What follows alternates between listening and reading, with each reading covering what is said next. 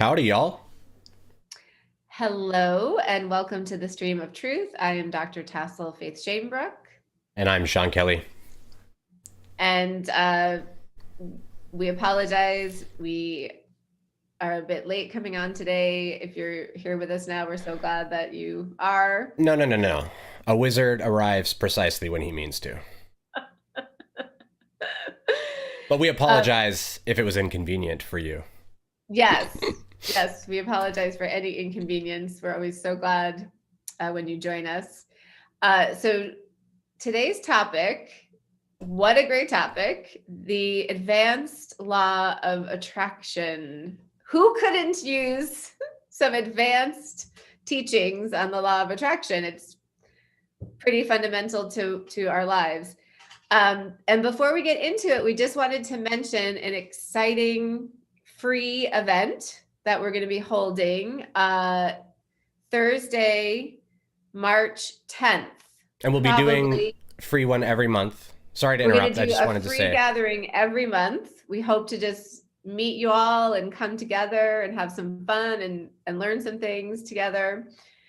Yeah, so we'll be doing this every month. And the first one will be Thursday, March 10th, probably 7 p.m. Central, 8 p.m. Eastern. yeah, something like that, probably. Yeah, we'll we'll That we'll seems we'll to tell you be, for sure. And the first topic is twin flames. That's what we're going to be talking about on March 10th. We have a lot to share about our own twin flame journey. Oh my goodness. And we just know that it's quite a journey for everybody on it, and we just want to be of support and brother and sisterhood, helping us all walk each other home. So we're really excited about this gathering and the topic, and we hope to meet as many of you as possible who might be interested in this topic. yeah, it'll be a lot of fun. Like I said, we're going to do it every month. And we're going to switch topics and, we'll take suggestions from feedback as well, all that type of thing. And we'll figure out, the best sort of, I guess, format of it and how we run it. But we're excited because it for us, it's nice to be able to do, at least for me, it's nice to be able to do free things. I don't like to put walls behind stuff if I can help it, but I need to feed my kids and stuff. I also need to buy my toys. So, it's really important that I have toys. Yeah, and if anyone has any ideas for topics for these free monthly gatherings, please let us know in the comments. We want to be of service. We want to Hmm. support everyone on their path. That makes us feel really great if we can do that. Yeah. So let's talk about law of attraction and what did we call it? Your magnetic or your energy field, your magnetic field. Your magnetic field, the advanced law of attraction. Yeah. Yeah. Maybe I could start by just saying that I last night we were talking about what to do today. I was sharing this quote from Dr. Joe Dispenza, who I think is really amazing. And he was talking about when we have a certain thought or a certain feeling, or we're about to take a certain action, just asking ourselves, is this adding or subtracting to the magnetic field that I would like to be holding in order to attract what I really want from the universe? And that it's just, to me, was so profound and such an easy way to think about things. Like, is this serving me, what I'm holding? Or is it possibly not serving me? Do I want this in my field or not? It just seems so helpful to practice that type of mindful awareness about the energy we're holding. Yeah. Um, is that, can I expand on that a little Yeah, bit? yeah, please. So, it's a very, very, very, I think, to my mind, important distinction here is not avoiding when we don't feel good. Um, Yes. this is something I used to do a lot. Um, and avoiding what is arising just suppresses it. Uh, and so we can be in a very manifestation oriented mindset, a very law of attraction oriented mindset, and then chastise ourselves for feeling negative feelings or feelings that are uncomfortable, and knowing that this is like influencing my field and blah blah blah. And then we can go, oh my god, I'm not supposed to do that. And I don't think we're advocating that. What I think No. what we want to do is do what Tassel always says: feel your feelings. You think of it like a cup of water. Feelings have always been represented by water, in the zodiac as well as in magic practice. When Jesus parts the sea, or Moses, whoever parts the sea, I can't remember Yep. now. They're parting the emotional sea so that they can walk to the master, to the kingdom, without without being swayed by the waves of emotion. It's none of this happened. This didn't happen. It's all written for magicians. It's all symbols. It's all symbols and metaphors and stuff like that. Anyways, but if we don't feel what is there, then we are inviting it to stay with us and live in us in a way. And Yeah, and that's then it's in our field, and that basically. is Yeah. the detrimental component to not managing our field, right? It's not that we are not we don't it's not that we don't want to like experience negative feelings or uncomfortable feelings or have bad thoughts. It's not that we don't want to have this stuff occur. It's going to occur, like I promise. So what we have to do, at least well, I think what we're advocating for is noticing when that's happening, knowing that okay, these thoughts are like disharmonious thoughts, right? Like just noticing that I'm confused about stuff here a little bit somewhere, but I also do want to honor how I am feeling. We don't want us to judge the thought, and I have trouble with this. I judge my thoughts a lot, judge my feelings a lot, and then feel guilty or ashamed for not not being as spiritual as I'd like to be, or not basically still being in an illusion of some kind that is causing me pain, right? Um, so feel the feelings, and then it's kind of like your cup fills up with feelings, and you want it to be like it's kind of like a clamped hose. If you clamp the hose and you don't let the feelings flow, then they just get blocked up, and then eventually like pressure builds and there's an explosion. But also, if you have a lot of pressurized or negative distortion that you're holding because you didn't feel it, um, then you've tainted sort of your magnetic field. Your What you will attract is the polarity that matches the vibration of this chunk of feeling, let's say. And so stuff that affirms that is going to keep coming and coming and coming and coming, because you have a distorted perception. You are seeing falsity in the world because you're holding falsity within.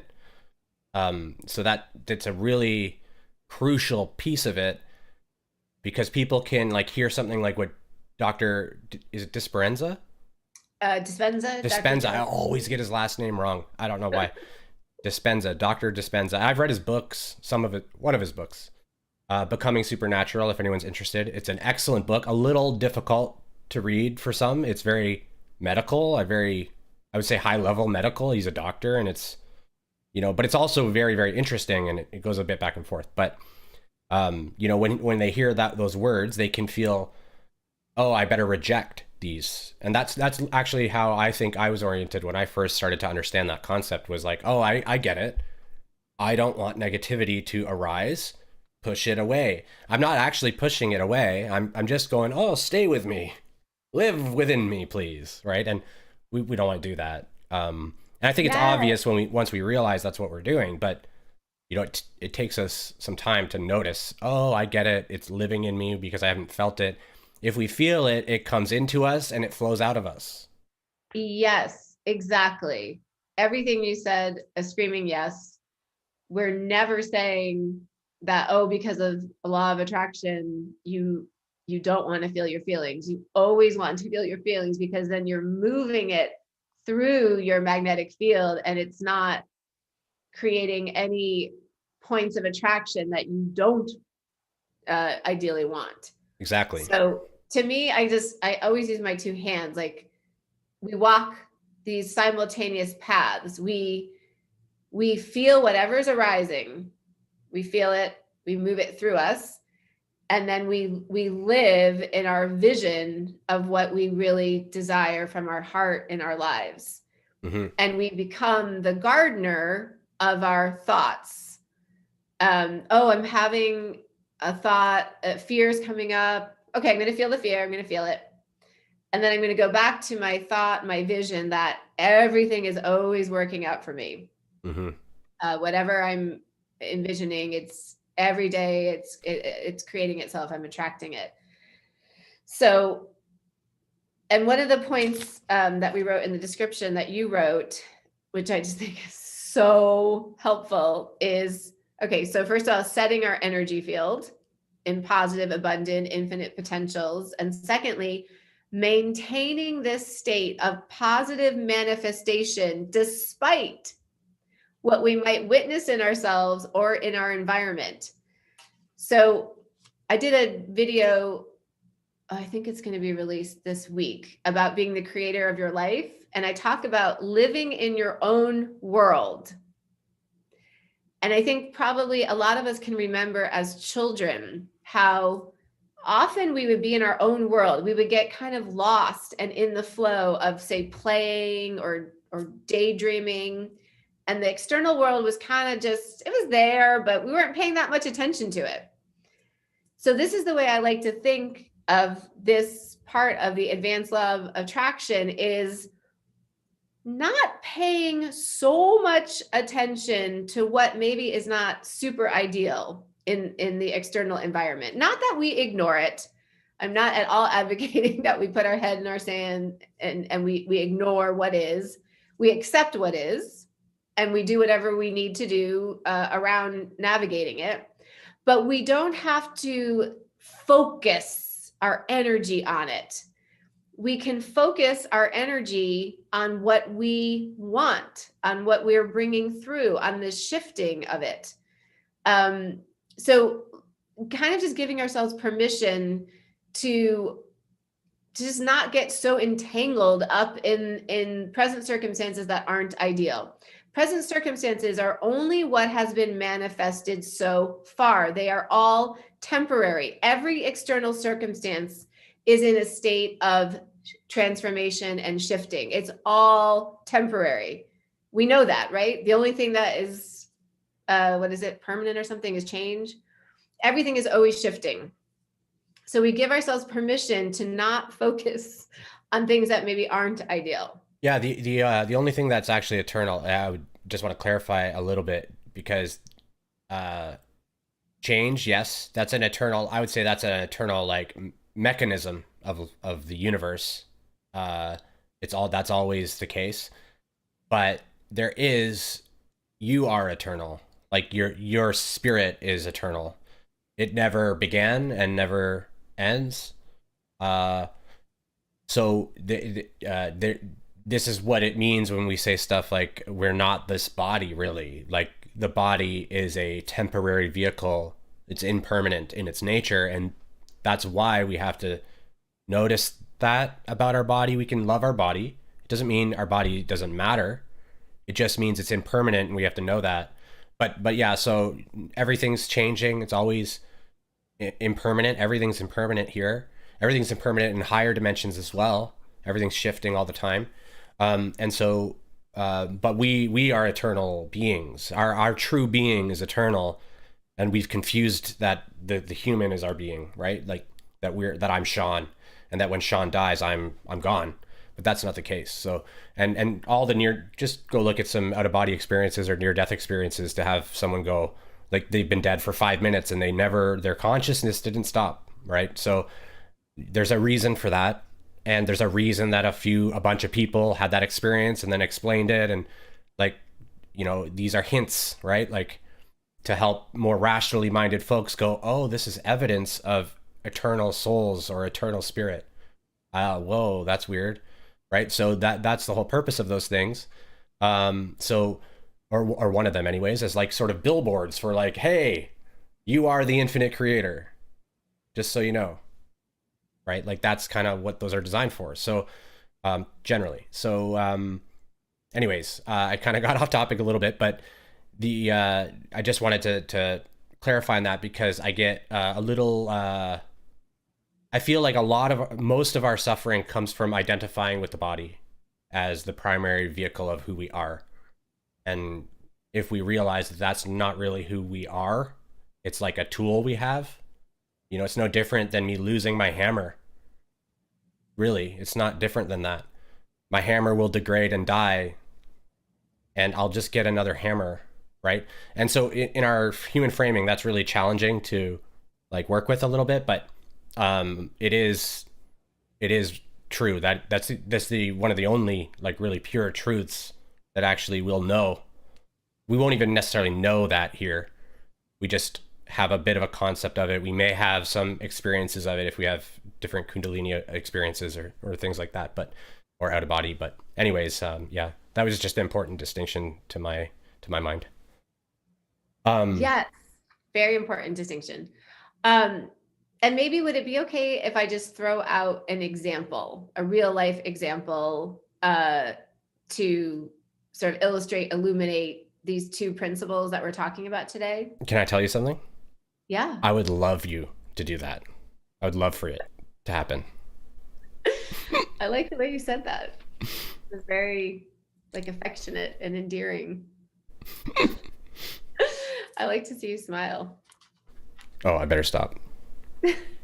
Can't give the woman too much of what she wants, otherwise she won't like me. That's what they taught me when I was coming up. I'm just kidding. I don't think that way. We should do a show on mainstream male programming.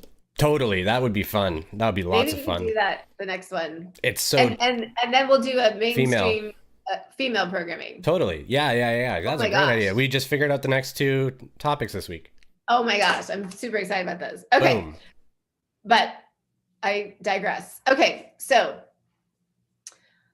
I talk about this example a lot, but it's a big example for me. So Sean and I at times are geographically distant. He has a home in Canada. I have a home in Nashville. We each have little children. So it's sometimes we're not together. So for me to apply these two principles of the law of attraction is number one, I want to set like my vision, my intention for what I would like to manifest around that. And what my vision and what I would like is that somehow leaving the house to the universe, that we are able to be in the same town, in the same house. For more than 2 weeks at a time. What's that? I said for more than 2 weeks at a time. Yeah. Yeah, like permanently, that we have a home together, that we live together in the same place, that we're together. Okay, so that's my intention. That's my vision. It feels really good in my body. I love it. It feels great. Okay, I'm sending that out to the universe.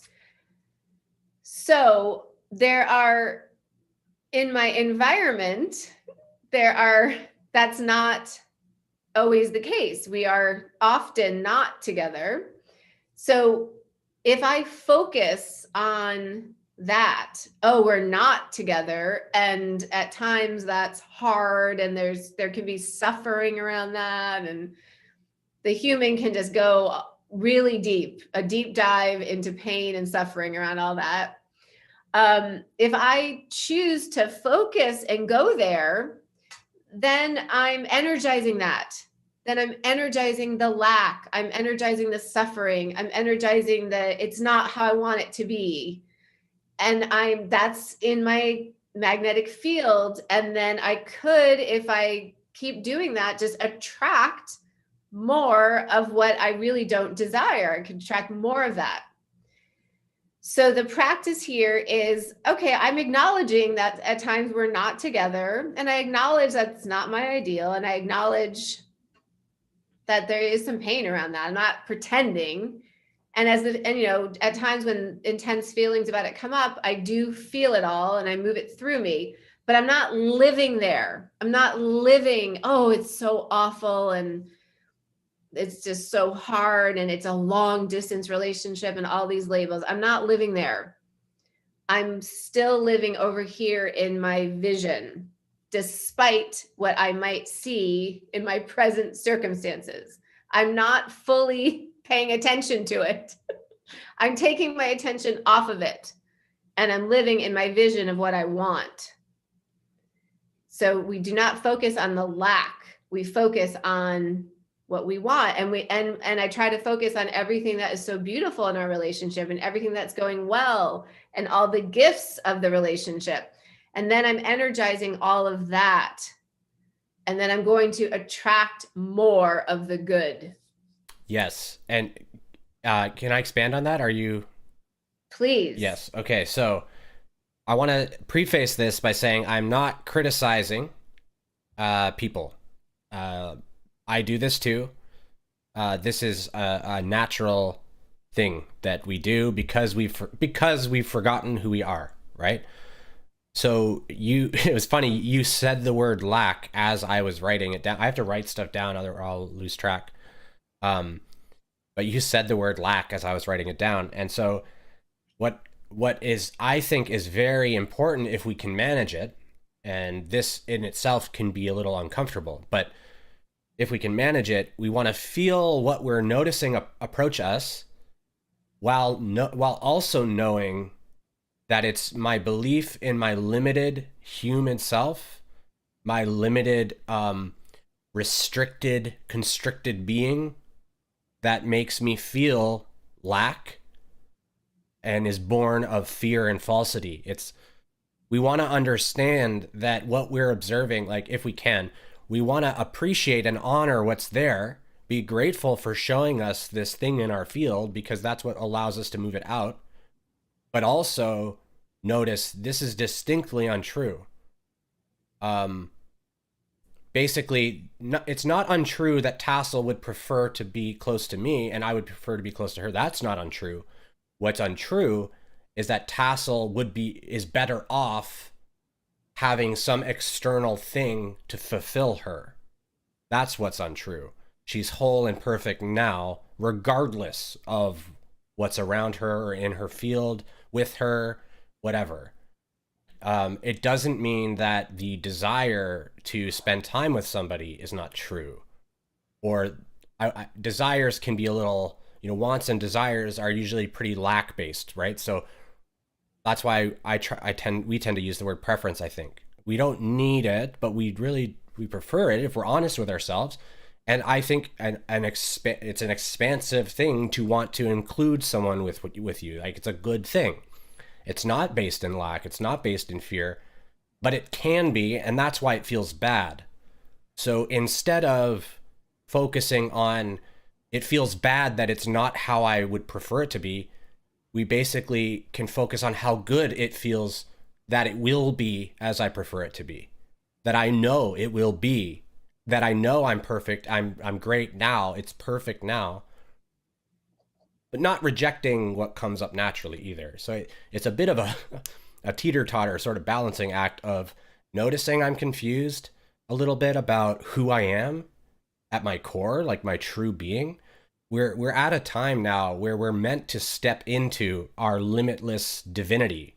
That's what's happening. That's why everyone cares about this stuff. That's why all across the world people are talking about these things. Doesn't matter if they're from India. Like, this has been going on in India for thousands of years, talking about this stuff. It's only just really starting to come up in the Western world to the degree that we're seeing it now. Like, if you can see videos of Eckhart and other gurus and whatever that have millions and millions of views and stuff. This is because the people are ready to begin to embrace their divine self. But in order to embrace our divine self, we have to notice when our human self is denying its divinity. And that's what's happening. And that's why it feels bad, right? And the more core the thing feels to our human self, like the more attached we are to it, the more a feeling of lack will is rejecting sort of our divinity. So like for example, with Tassel and I, we're very attached to each other, right? In very many ways. And basically it feels like we're big parts of each other, sort of, right? So if I'm feeling a lack of a huge part of myself, I'm going to feel much less whole than if like my car is in the shop for a week and I don't have a car, right? Like I'll feel that might be annoying and it might cause me some discomfort, right? And I'll be like, what am I going to do? And it might be challenging in a way, but it's a whole different ball game. And this is what determines the intensity of the lack feeling, which is really just a distortion of how much you love this thing or person, right? And you're instead observing the lack of it and noticing that the lack is a problem now. And it's really just our conditioning and also forgetting that we're divine that causes this. So I'm not criticizing if it seems like that at all. I'm just saying it's important to respect and honor what comes, but also notice that if it feels really bad, like it's distinctly untrue. Yes, Somewhere. everything you're saying is such a great expansion of what we're talking about. And I know for me, the current situation that we're in has been orchestrated so that I could come to the understanding and embodiment that I am whole and safe and perfect as I am internally right now, regardless of who's in the same town as me.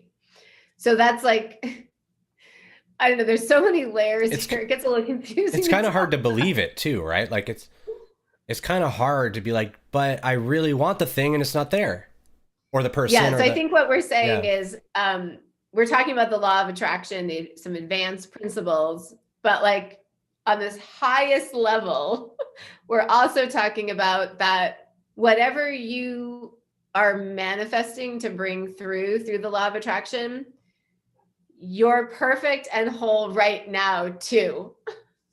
Yeah. So that's why I talked about this in one of our episodes where I think it was the one called "We Are Not Connected," where I said there's sort of like early manifestation practice. It's kind of like kindergarten, I think I said. And this is not to criticize. There's nothing wrong with being in an earlier grade of something. You learn as you learn, It's not like grade or first graders are stupid. They're first graders because that's where they're at so far and they're continually progressing, right? So I'm not saying that, but beginners, when they realize manifestation, and also some souls are here really, really, really experimenting with just what they can get away with and, with manifestation and stuff, right? So, and if you feel called, go for it. There's nothing wrong with it. But at the core of it, all manifestation is meant to show you your wholeness eventually. That's the like core lesson. And me saying that doesn't teach anything. It's only through experience that we learn. So me saying that just can help people go, oh, I get it. This is what I'm doing. And hopefully I'll learn it. And I'm still learning it. But that's what we're manifesting everything. That's all manifestation is drawing experience for us to know ourselves. So it doesn't matter if we want something and we try to manifest it or we're unconsciously manifesting something. It's all the same thing and serving the same purpose. And so basically I just we go through that grade and then we realize that we're whole. We don't need to manifest our desires so much as just be in tune with who we are and know ourselves so that we know our desires are coming. And if they're not coming, that's fine too, because it must not be for me.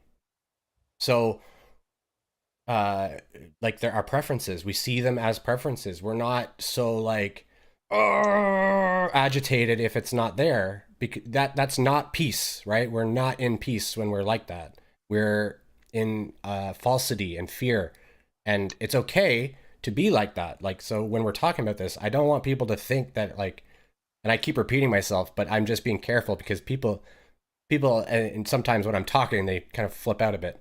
And so, so I'm not at all judging anything. But you know, there is a next level to it where you're not even consciously so much manifesting as you're just knowing what is next for you, what feels aligned as next, and you're excited to see how that comes about.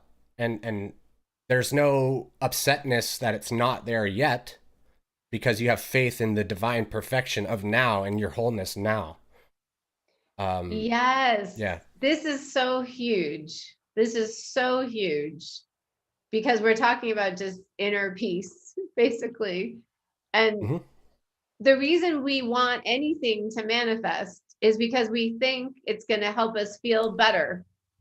We Right. think when the life partner is in the same town, or when a certain amount of money comes in, or when I'm a certain weight, or I look a certain way, whatever. Oh, then I'll feel great. So that's always looking, the manifestations are looking for the external to shift so that I can feel better inside. And the purpose is to see that and realize that, basically. and and Yes. and basically And you'll see that constantly, like something happens that you've been waiting for, and it doesn't help as much. Like, you know, you may be able to kind of trick yourself for a little bit, but the novelty, like, just falls away. Or like a beginning of a relationship is very romantic, very hot and heavy, and then it kind of tapers off a bit, and you're like, well, this isn't not what I want. Or, you know, you're not yeah, happy so I with it think anymore. what we're saying is the manifestations that we bring through are fantastic and they're wonderful, but they're really like the icing on the cake. Hmm. The cake is your own wholeness and inner peace right now, regardless of any icing.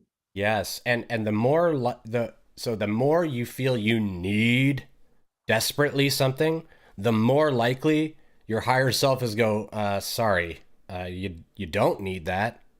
You're confused, and you have to see that you don't need it. Therefore, I have to not allow it. Not allow that's not the right word, but it's not going to come through. Where when we feel we need anything, where what we're looking at is our lack of something, and we cannot lack.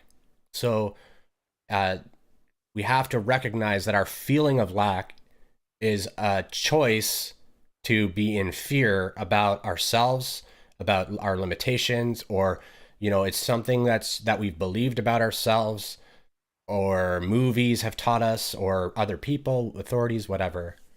Yeah. Yeah, so maybe we should just sort of add this as a third principle to the advanced law of attraction is if we can let go of the need of anything on the external, um, to know that all is perfect as it is right now. And the thing that will bring you most likely the greatest contentment is just your own peace about whatever currently is, while holding your preferences and your excitement for what you are bringing through. It's like there's just there's a lot of layers here. Yeah. And I'll give just steps to doing this. These are the three Yeah. steps. If you do them, you will succeed. End Okay, of good. Yeah, story. lay it out. End of story. This will happen if you do this. Know yourself, accept yourself, become the creator. That's it. So, acceptance is love and forgiveness, right? It's forgiving yourself for any perceived flaw, knowing that you're you're you're you're perfect in your flawed expression, that your flaws are your unique qualities as well. In many cases, your flaws can be your strengths as well, or weaknesses are actually strengths that you've determined are weakness, right? So, for example, ADHD is a really good one. Really good one. An ADHD mind is a very active, intelligent mind that is bored easily, basically, is the easiest way to, so, and then society tells them that's a problem. They see that as a weakness. They put them on drugs, whatever, because they're divergent from the norm, right? And that's why medical professionals now are starting to talk about neurodivergent instead of disorders and stuff, right? Um, Divergent personality as I think what we're going to move towards. We're not going to say they have antisocial personality disorder or whatever. We're going to say they have a divergent personality, right? It's divergent from what the rest of society seems to be doing. There's not necessarily anything wrong with it. It's just different, right? So we have to know, but in order to, change our perspectives on and accept ourselves, we have to know ourselves. So this is where self-inquiry comes in. We inquire about who am I? Am I Sean? If my name wasn't Sean, would I be me? If I wasn't this guy talking on YouTube, would I be me? Who is asking these questions? Who's here, right? Ask these questions of yourself, and you're going to be like, whoa. But if you do that, it's just self-inquiry. Why am I reacting like this to this thing? Why does it bother me so much that this person did this or that, right? Or why does it bother me when I'm watching the news and I'm seeing horrific things? Why does that bother me? And trying to get as deep as you can. The deeper you go, the more of yourself you can accept and forgive. And then in order to become the creator in purity, you have to forgive all and love and accept all. And because I've talked about before, we're all one. It includes everyone else. So, and when you can witness, you can notice that really the only things that I don't like about other people are things that I don't think I would feel appropriate doing myself. We're seeing aspects of ourselves that we do not align with. We have rejected, right? Like a murderer, for example. I don't want to murder. So I see a murderer and I go, oh my God, that guy's horrible. But it's not quite like that. That's just our judgment of ourselves that we're projecting onto this person. I'm not suggesting anyone should go do these things, but we're basically noticing in that moment, we're noticing really unaligned fear-based behavior, like really, really based in separation, so separate that we'll go kill. They're killing an aspect of themselves when they're killing someone, right? They're killing a chunk of them. They're hurting themselves when they're doing that. And the pain that they're going to go through and the karma and all that is just astronomical. So, they will learn their lesson, and it all is sort of managed in a grand play of polarity. So you can step away from it all, accept that it is, and it's hard with some stuff, but that's what you have to do. To know yourself also involves looking at insanity and knowing that's me too. Otherwise, you'll become perturbed when you see something that doesn't align, that you've rejected about yourself. You'll become upset by it. And so the path to peace is that's the path. That it's so simple. Know yourself, accept yourself, become the creator. It's more accurately, I'd say, remember you are the creator. You've always been the creator. You always will be.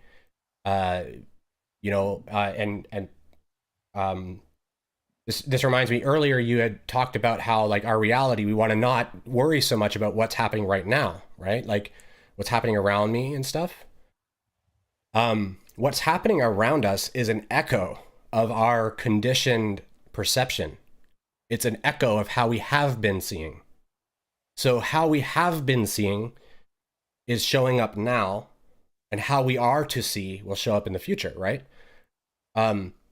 So all we have to do is correct our perceptions by knowing ourselves and accepting ourselves.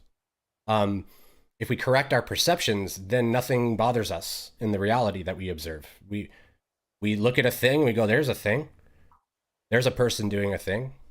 It doesn't have the weight. You can appreciate loving expression, and then you can notice misaligned expression. You see it for what it is, but you're not like, oh my God, that person's a bad person, or rejecting their divinity because they said something a little rude, for example, or they said something in a way that you don't think was nice. Like, if you, like, for example, if you go to some countries, I can't remember exactly what it is, but in one country, I'm pretty sure the thumbs up is like a rude, kind of like the middle finger. Oh, I didn't know that. I'm pretty sure it's something like that. Maybe it's Mhm. waving like this. I can't remember exactly, but it's something like that. It just shows you that as humans, we're conditioned to perceive stuff based on social agreements and our internal agreements and projections. And so if you go somewhere where you're giving them the thumbs up and they think you're telling them to go screw off, like they're going to be like, why is that person acting misaligned? You're not acting misaligned. You're giving them a thumbs up. You're trying to say good job, man, or whatever, right? And this is just a perfect example of misunderstanding, miscommunication. Like, we don't know their intention, we project our presumptions, and we totally misunderstand what's happening. So you know yeah, those steps, though: know yourself, accept yourself, become the creator. You can't become the creator until you accept yourself as the creator, or and you can't accept yourself until you know yourself, because there's nothing to accept if you don't know it.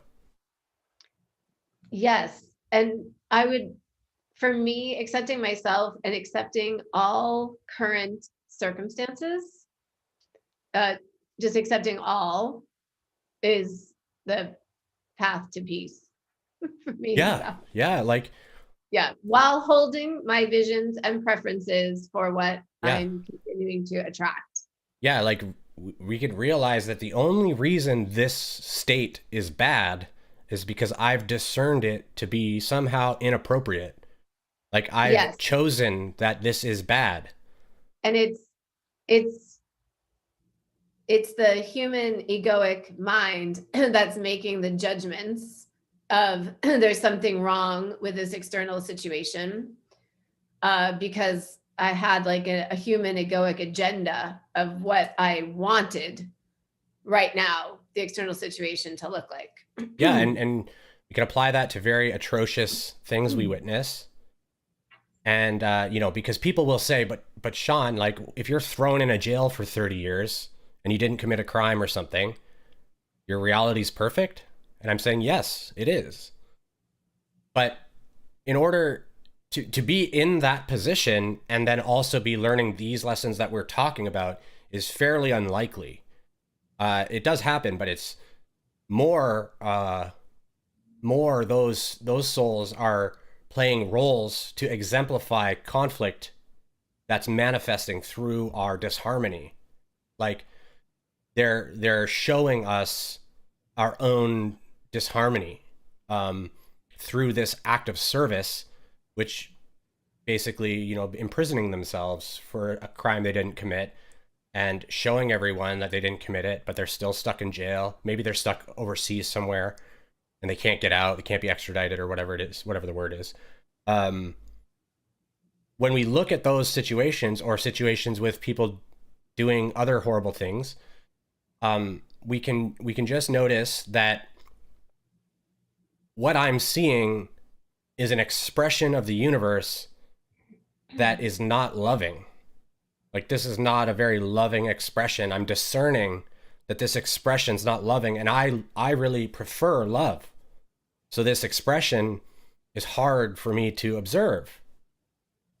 Um, and so we can just notice that that's what's happening, and we could say, I can accept that it is as it is now, but that also doesn't mean we don't act to change, right? So we sort of listen to our discernment, we consider, and with introspection of like, why do I feel this way? What, get balanced about it, get know about how we think about it and feel about it, and then do what we feel is appropriate, and trust that what we do is the right way. That's how action happens. That's like why I do what I'm doing. Otherwise, if I'm saying it's perfect, accept everything, surrender, I would just sit here, right? If I'm saying don't do stuff. So and that's one Yes. of the ways that we attract. Oh, there's one other thing I really wanted to talk about. Okay. So I'm sorry. I don't mean to just ramble. Um, but the law of attraction isn't. I don't like that name. Isn't right. The, the name's wrong. It's it's more like the law of projection, which I Mhm. think I've said. I don't know if I said it on stream or not, but I think I've talked with you about this, Yeah, you said it. which is actually just the law of free will or the law of basically creation itself. What Hmm. we're doing is creating what we what we believe. What we believe is created in front of us through our perception. That's how it works because we were bestowed as divine beings with the creative principle of God or the creator, the infinite creator. So when we observe anything, we create it to be what it is, and we can change what that is in a moment. We just have to be aware. Once we're aware that we're doing that, we can begin to realize it. And, over time, we go, oh my God, I'm doing it a lot because that's all you do. And we can actually learn to stop doing that as well. So we don't have to apply conceptual frameworks to things we observe. Like I said before, we look at stuff and go, that's a thing. Um, it's nothing. There's nothing there really. And that's the sort of deeper truth of it is that this reality is not real in that way because we seem to be separate and we're simply Hmm. not. So you're saying the way you see it is not so much that we attract, but we're projecting. Our thoughts, our beliefs are literally jumping out of our magnetic energy field and becoming things Yeah, in our reality. in our linear perspective of time and how humans perceive what what's going on here, we believe that we can hold an intention and attract to us a thing and it comes to us. That is not the case because Mhm. time is not like that. Time is not a line from point A to B. It's a circle of now, and the thing that you're attracting is already in you. It's already here now. So probably Abraham, I think, says this about your. It's already in the vortex. In the She's vortex. Yeah, she'll say it's right. already there. Like the universe already knows all the stuff that you want to come in and don't want, and Yeah. your inner resistances and all of that crap is very. It's literally built into the mechanics of the law of free will, which is you know when we attract something we don't like, it's simply because we don't realize yet that that's what we have needed. That is what we have required for our advancement. So if we don't attract something we do want, then we think that, oh, well, we're not being listened to. No, no, no, you're just confused. You're just confused. You think that you need something that you don't need. And so and the thing that you're attracting to you is you. There's no real. How do you attract something that's you, right? Like you can't. So of course our perception is of separation. We live in duality, but we don't have to think in dualistic terms. We can transcend duality with our perception and observe that, yeah, there's stuff going on all over the place and I'm a being here acting and doing stuff and everyone else doing stuff, but there is no everyone else. There is no attraction. The thing you desire, if it is truly for you, is already in your field. If it's not for you, the lesson that it's not for you is in your field. So, and that you, as we're so veiled from ourselves that we just can't see that with a clarity. And that's the way that the experience has meaning. If we could see it fully, the experience has no meaning. So that's the purpose of the veil. So I hope that makes sense. The law of attraction is like nonsense. Nonsense. I literally think it was like implanted by negative agenda, literally, Ah, because it implies the absolute opposite of how the reality works. It doesn't work. We don't attract anything to us. There's nothing to attract. We already have it. We are already whole. We don't build upon ourselves. It's already there. There's nothing to add to us. And we're projecting it So into the external reality. yeah, and we're attracting everything that is perfect for us always. And the only reason we're perturbed is because our perception is false. We're perceiving lies of fear, basically, that we've been taught. And it's not our fault. We chose this type of experience for this reason, to go through this, and sometimes it can be kind of crappy. But, Maybe we can move past it. maybe can we do one more real life example to flesh what we're talking about out? And then I think I gotta go. I was wondering if we could do a relationship sort of projections. So for instance, you and I in our relationship, at times we have different fears or stories come up, and I think we can see how we project them into our reality, and some of the suffering and the chaos that ensues. Not to say that we want to suppress the fears and the stories as they come up, but I think what we're saying is notice, feel into the feelings, the fears, the stories. And then, is this what I want to project into my actual relationship or not? Yeah. So can I use a specific example quick? And then I really got to go. They're trying to leave. I got to go to the park and stuff with my kids.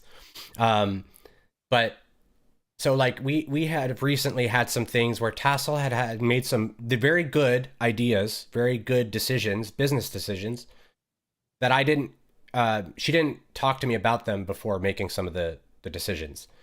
And like I said, they're great ideas, but I want to be included. That desire to be included is not necessary, right? It's not, it's a story, it's a perception, it's a choice, right? I'm choosing, like, I don't want to be here doing these things and feeling this way.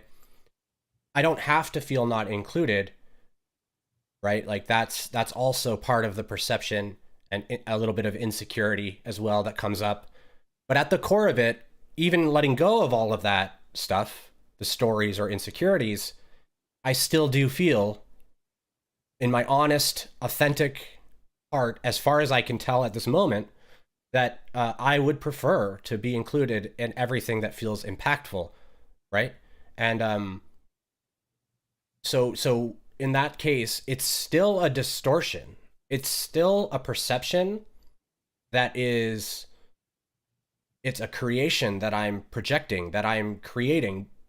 This is the difference between conscious creation and unconscious creation, is just that I know that it is a projection. I know I am sort of asking the universe to meet me where I want to be, but it does feel aligned with my soul to be that way.